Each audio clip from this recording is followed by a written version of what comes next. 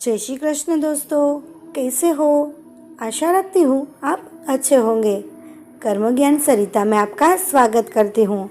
दोस्तों, कर्म का कायदा और कर्म का फल क्या है और कर्म का फल हमें कितने वर्षों तक मिलता रहता है, आज हम ये देखेंगे और धृतराष्ट्र की कहानी के द्वारा देखेंगे। धृतराष्ट्र को उसका फल कितने वर्षों तक मिला और क्या फल मिला, ये श्री कृष्ण भगवान धृतराष्ट्र को कहते हैं। तो चलिए हम आज ये कहानी के द्वारा देखते हैं। मित्रों, अगर आपको कर्म में विश्वास है, गीता में विश्वास है, कृष्ण भगवान में विश्वास रखते हैं और आपको अच्छे अच्छे विचारों की बातें सुनना अच्छी लगती है, तो इस चैनल को सब्सक्राइब कर लेना, जिससे आपको नया वीडियो तुरंत ही मिल सके ऐसे अच्छे अच्छे विचारों के लिए। तो चलिए अब हम देखते हैं कि राजा धृतराष्ट्र की कहानी। राजा धृतराष्ट्र ने जब कृष्ण भगवान को ये पूछा कि कर्म का कायदा क्या है और कर्म का फल कितने वर्षों तक मिलता रहता है, तो भगवान श्री कृष्ण ने उसका क्या उत्तर दिया, ये हम देखेंगे। तो चलिए अब शुरू करते हैं। मित्रों, राजा धृतराष्ट्र के 100 के 100 पुत्र महाभारत के युद्ध में मारे गए थे, ये तो हमें पता ही है। तब धृतराष्ट्र ने श्री कृष्ण से पूछा, मेरे जीवन में मैंने ऐसा कोई भयंकर पाप नहीं किया कि उसके फल स्वरूप मेरे सारे के सारे पुत्र मर जाए।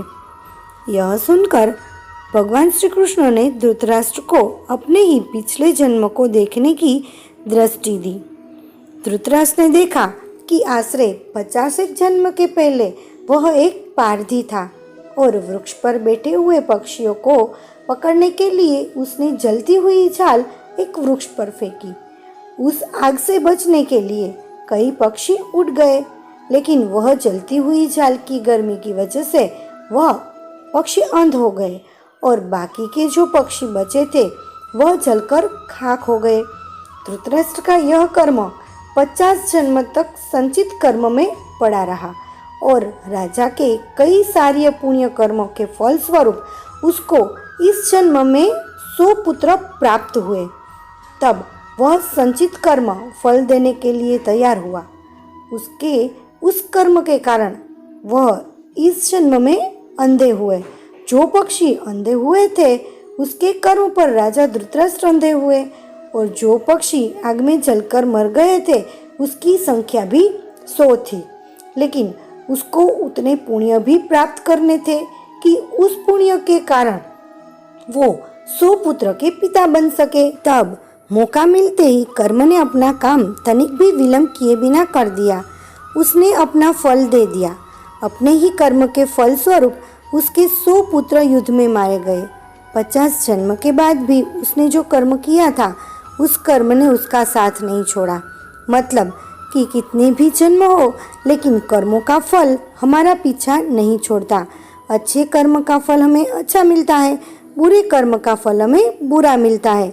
खुदा के घर देर भी नहीं और अंधेर भी नहीं। आप कर्म में मानते हैं या नहीं, और आपको ये कर्म फल की कहानी कैसी लगी ये कमेंट में जरूर बताना।